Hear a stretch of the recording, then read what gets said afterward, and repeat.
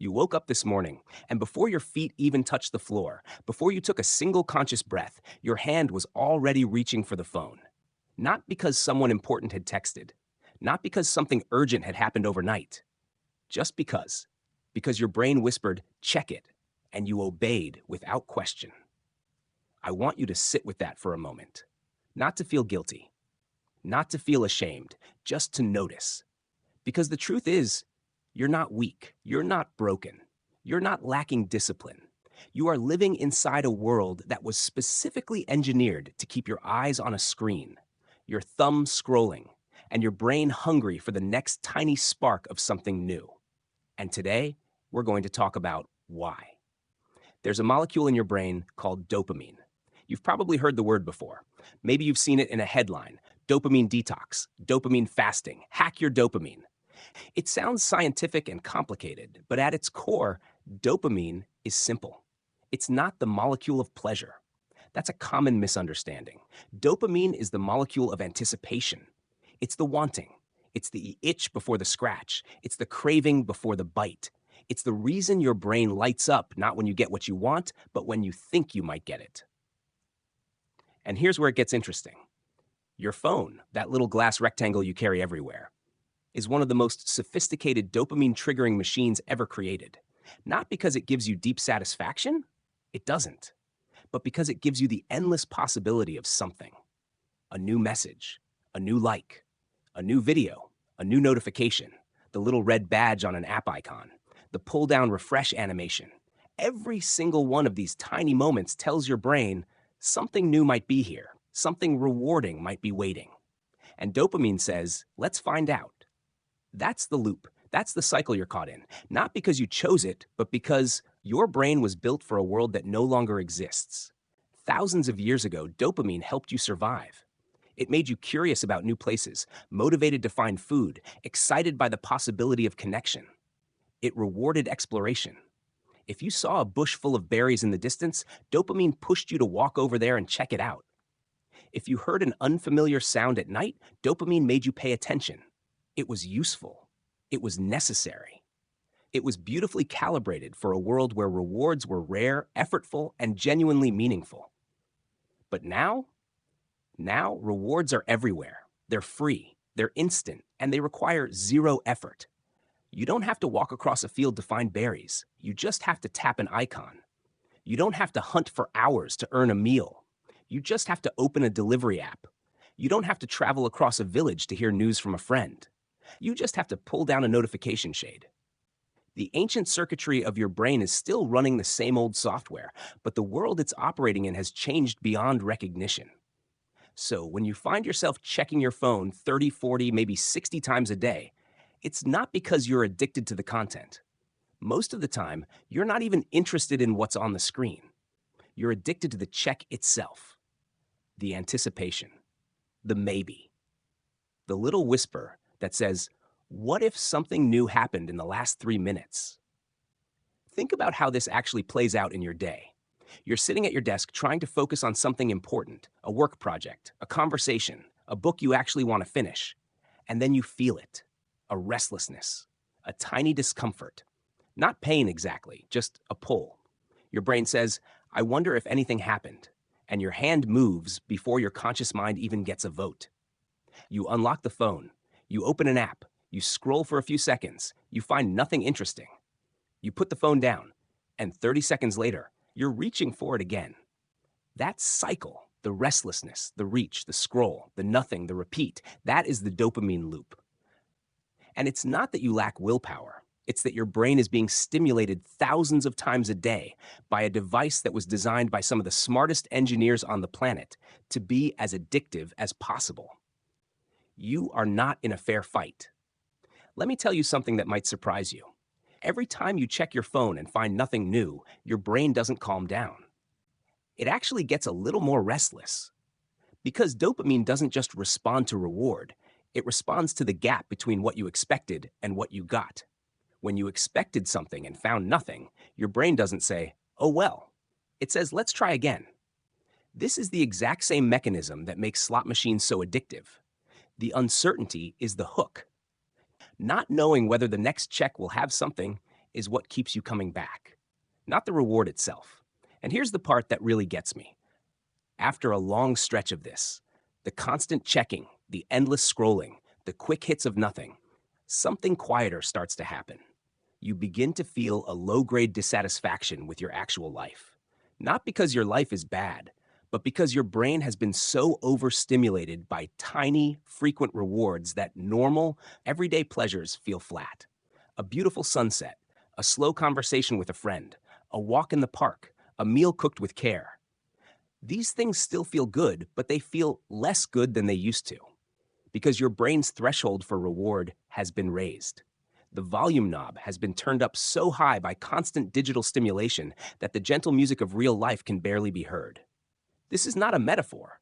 This is neuroscience. Your dopamine receptors literally become less sensitive when they're overstimulated. It's called downregulation.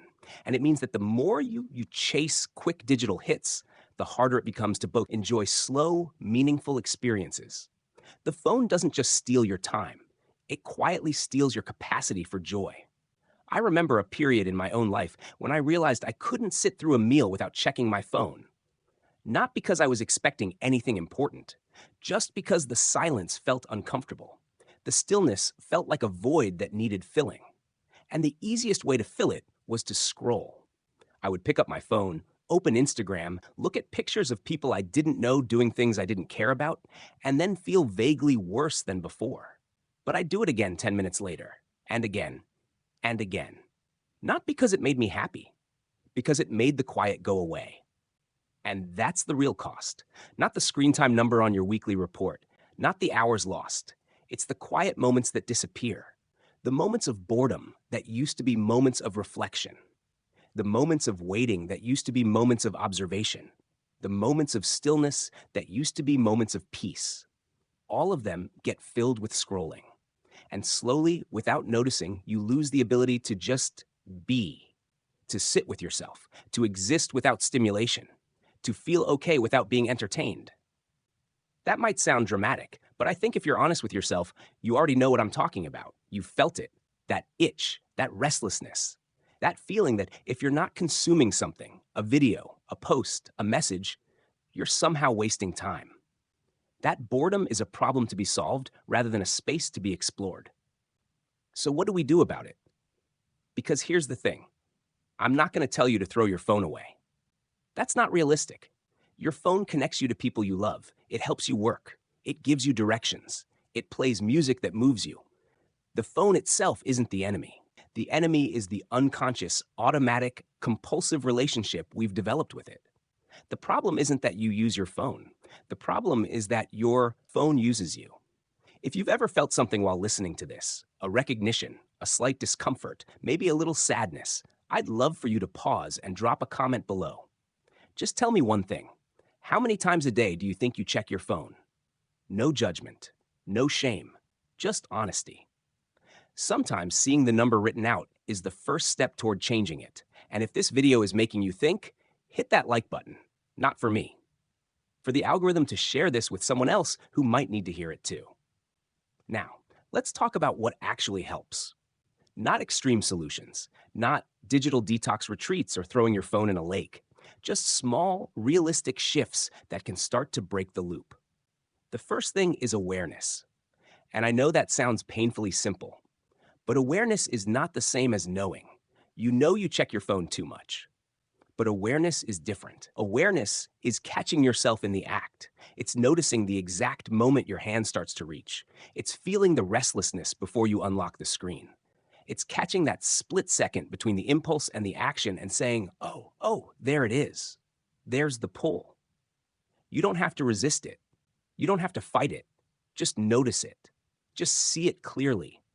Because the moment you can see the loop, you're no longer fully inside it. The second thing is to create small friction. Your phone is designed to make checking effortless. The screen lights up when you move it. Notifications slide onto your screen with smooth animations. Apps are one tap away. Everything is frictionless, and frictionless means automatic. So you add a tiny bit of friction back. Turn off notifications for everything that isn't truly urgent. Move social media apps off your home screen and into a folder on the second or third page. Put your phone in another room when you're working or eating or spending time with someone you care about. These aren't punishments, they're speed bumps. They give your conscious mind a moment to catch up with your hand. The third thing is to replace the loop with something that still gives your brain what it's asking for: novelty and stimulation, but in a healthier way. When you feel the urge to reach for your phone, try reaching for something else first. A book you've been meaning to read, a notebook to scribble thoughts in, a window to look out of, a glass of water to drink slowly and mindfully, even 5 deep breaths. You're not trying to eliminate the impulse. You're trying to give your brain a different option in that moment of choice. The fourth thing is the most important, and it's also the hardest. Learn to be bored again. I know that sounds strange, but boredom is not your enemy.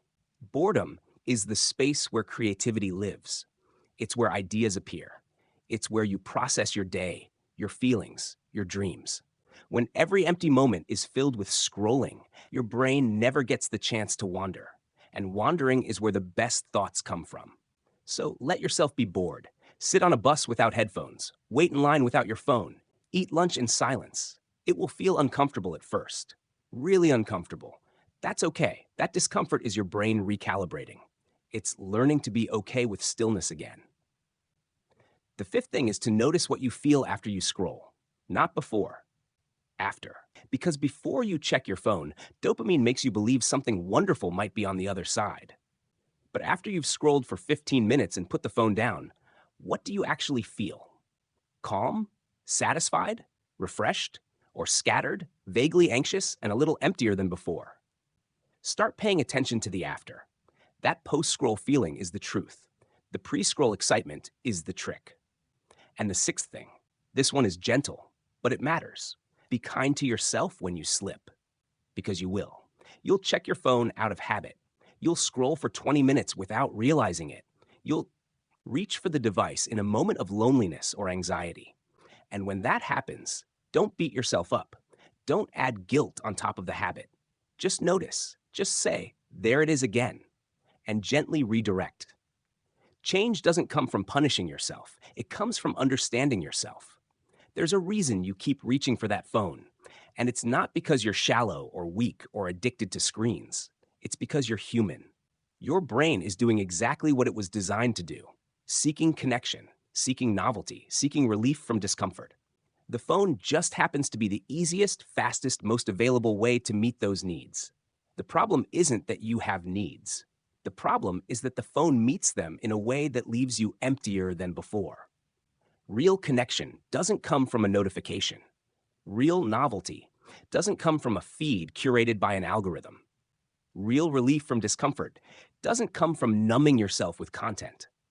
These things come from living, from being present, from sitting with the hard feelings long enough to understand them, from putting the phone down and looking up. I think about this a lot. The quiet things we've lost without noticing. The ability to sit at a red light without reaching for a screen. The ability to lie in bed at night and just think. The ability to have a conversation without the phantom vibration in your pocket pulling your attention away. These aren't grand, dramatic losses. They're small ones.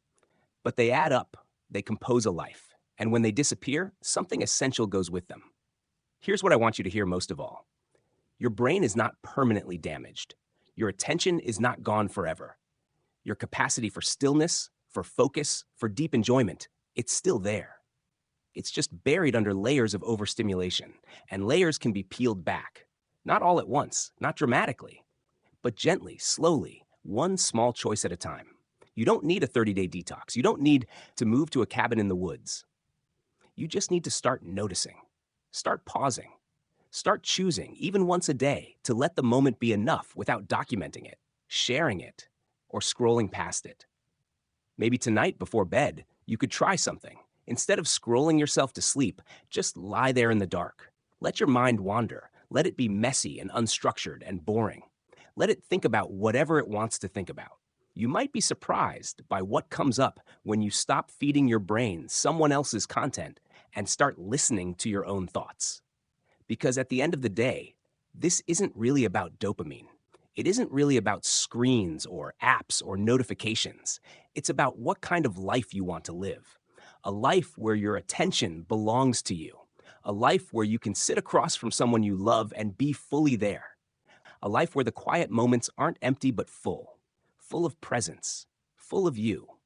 Your phone will still be there tomorrow. The notifications will still come. The apps will still ping. But you get to decide each time, each moment, whether you reach for the phone or whether you reach for your life. And you don't have to get it right every time. You just have to start noticing. That's enough. That's everything. If this message resonated with you, I'd really appreciate it if you'd share it with one person, just one, who might need to hear it. Someone who's stuck in the loop, someone who scrolls and still feels empty. Sometimes the most powerful thing we can do for another person is say, hey, I found something that made me think. Maybe it'll make you think too. And if you want to keep exploring how your brain works, how your habits form, and how small changes can lead to quieter, more meaningful days, consider subscribing. We'll keep walking through this together. No lectures, no judgment, just honest conversations about what it means to be human in a world that never stops pulling for our attention. You're doing better than you think. And the fact that you're here, listening, questioning, reflecting, that already tells me something important about you. You care about your mind, your time, your life. And that matters more than any screen time report ever could.